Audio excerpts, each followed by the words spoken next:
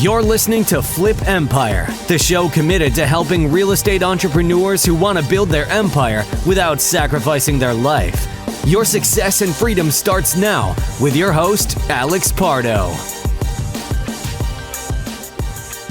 What is going on? Welcome to episode 685 on the Flip Empire Show. My name is Alex Pardo. If this is your first time joining us, welcome. Hopefully you can plug in and continue to make this your podcast home.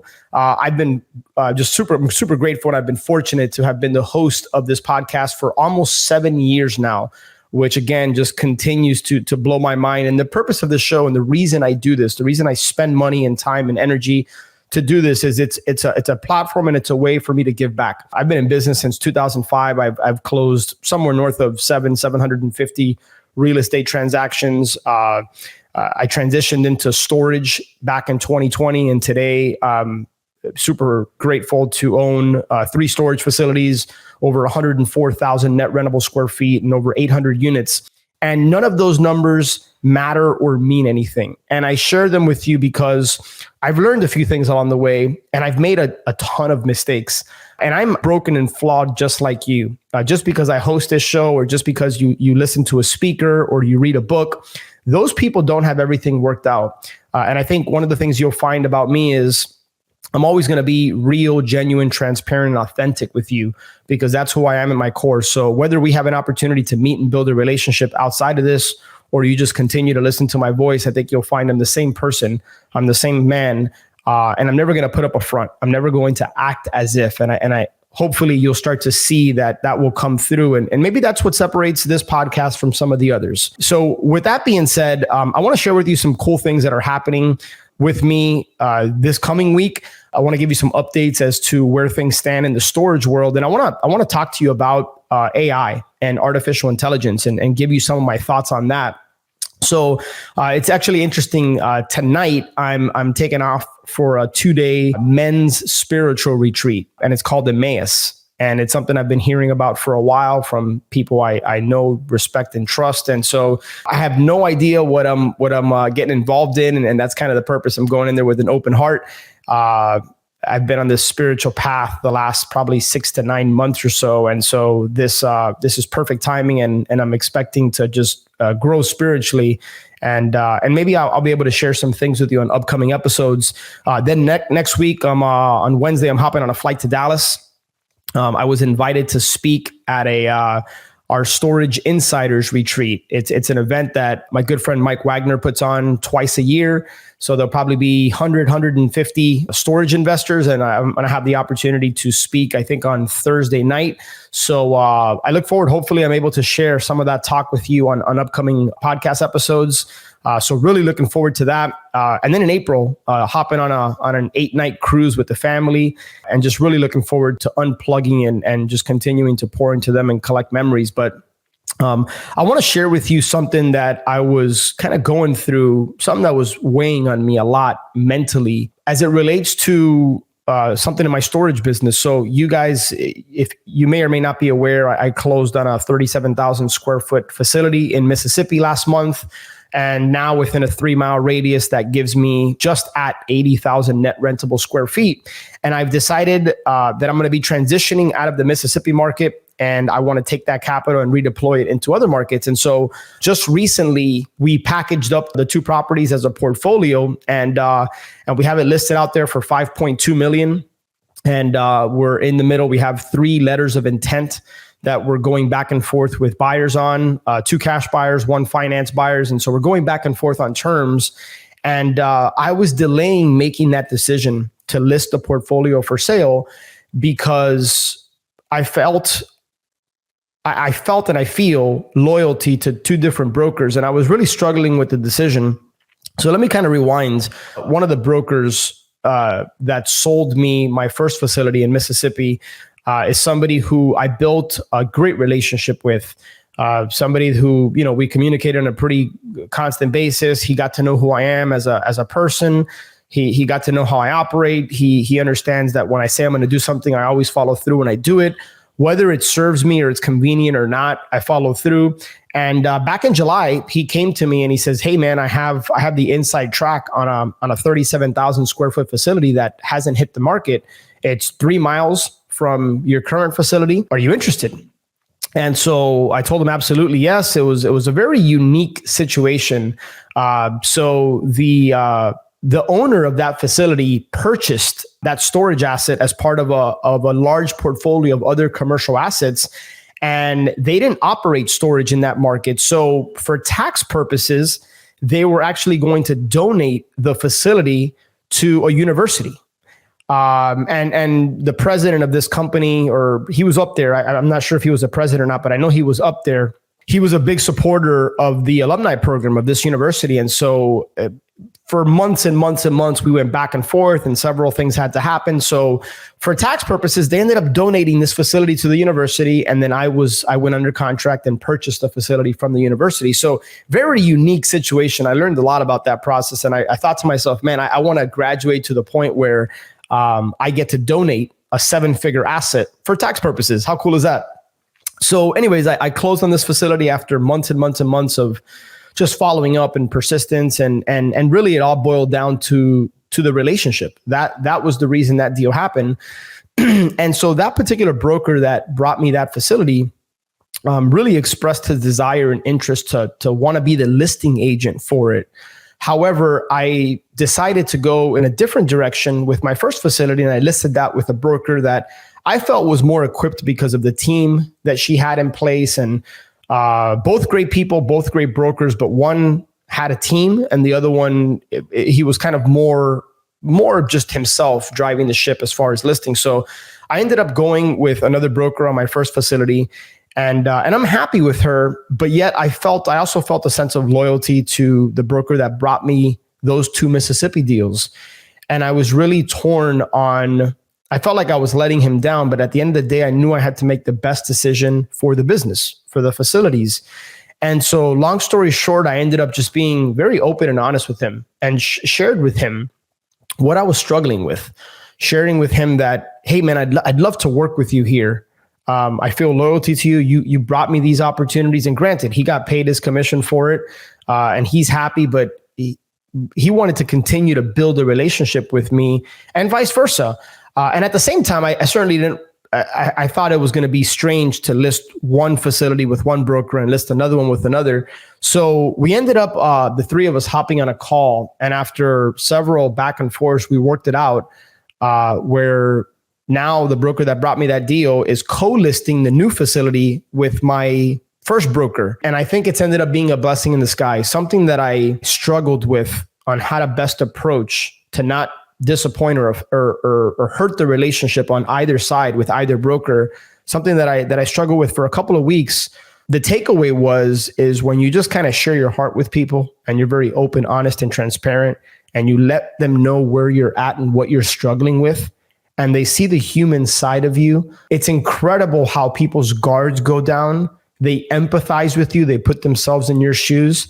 And then together, it opens up a world of possibilities for you to be able to figure out solutions.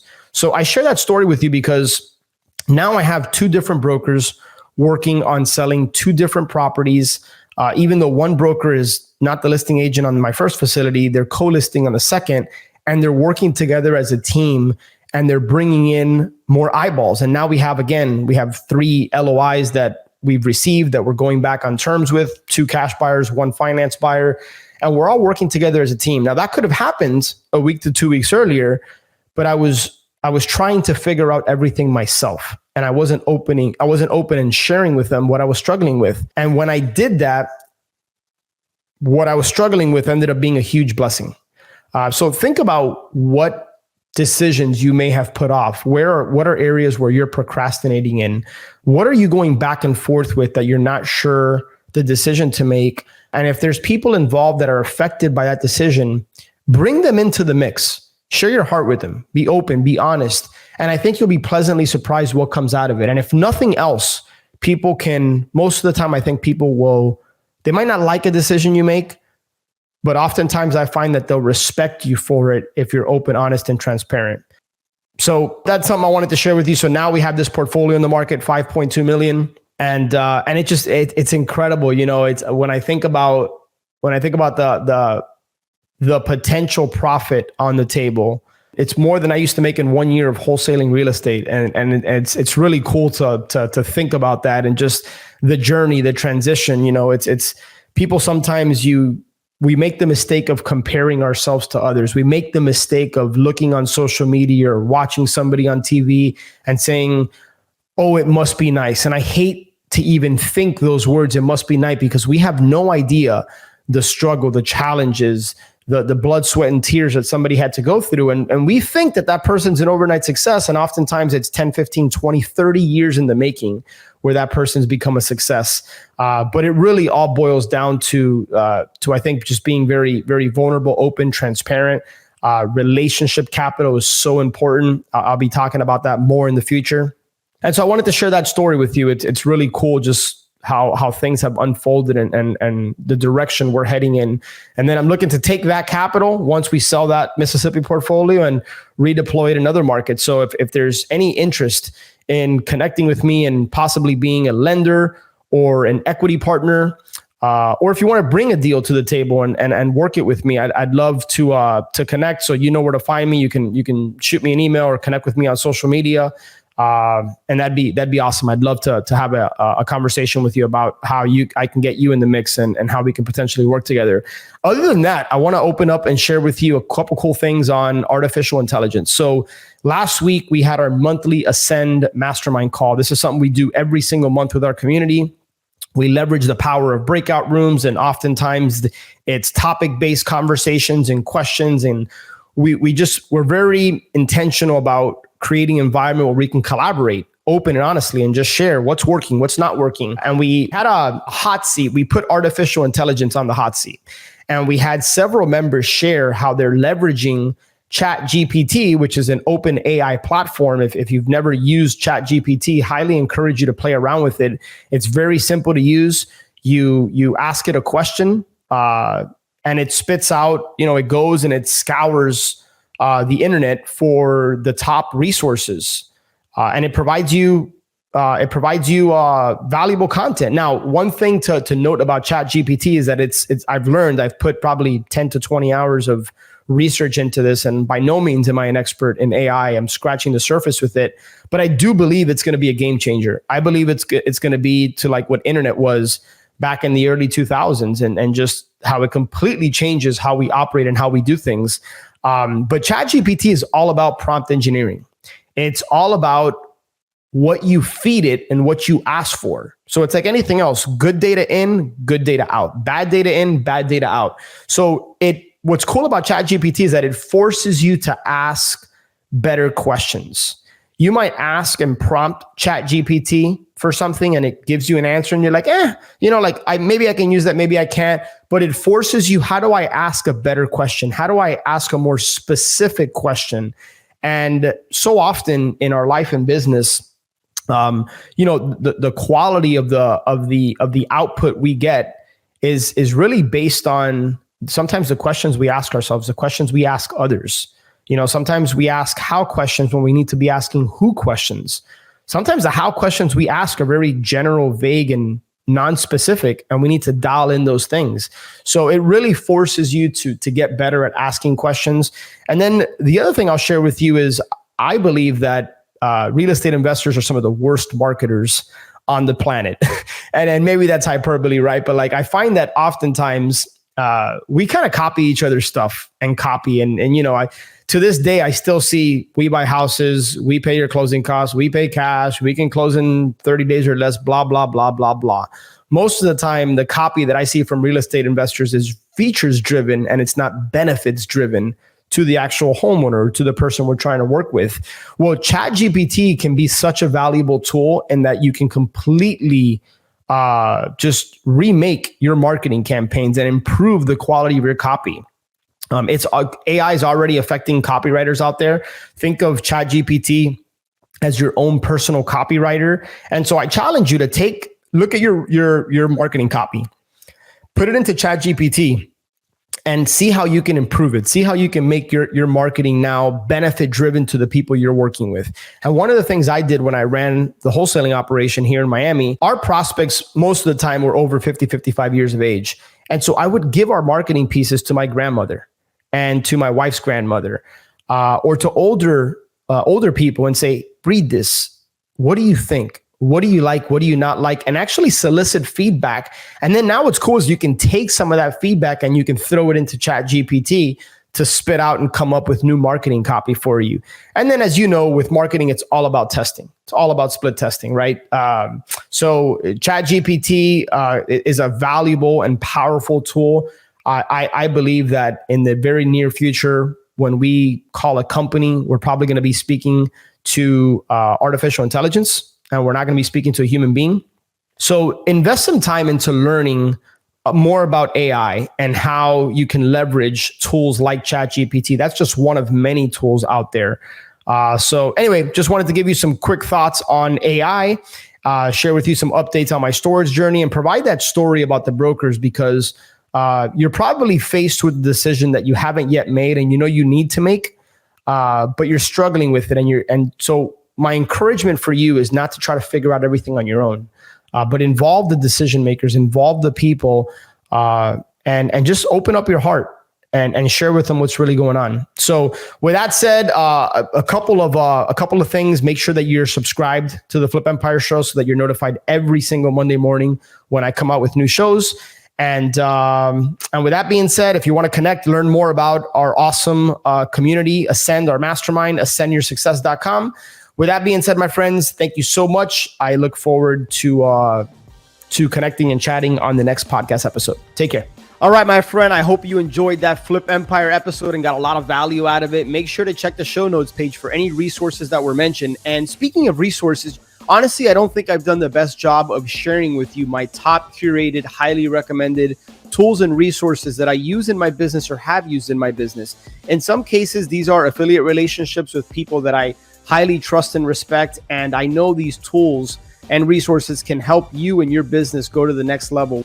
And as an ethical bribe, if you decide to try out one of these resources using my link, I will go ahead and send you an unadvertised bonus. I'll send you something of high value. All you got to do is shoot me an email, alex@flipempire.com. Go ahead and let me know that you tried out this resource, and however I can help you getting started with that. Chances are that I know it very, very well and currently use it or have used it. So make sure to check that out, flipempire.com/resources. And if I can be of help or service to you in any way, just shoot me an email, alex@flipempire.com, and I will do anything I can for you. Have an amazing day, and I'll catch you on the next show.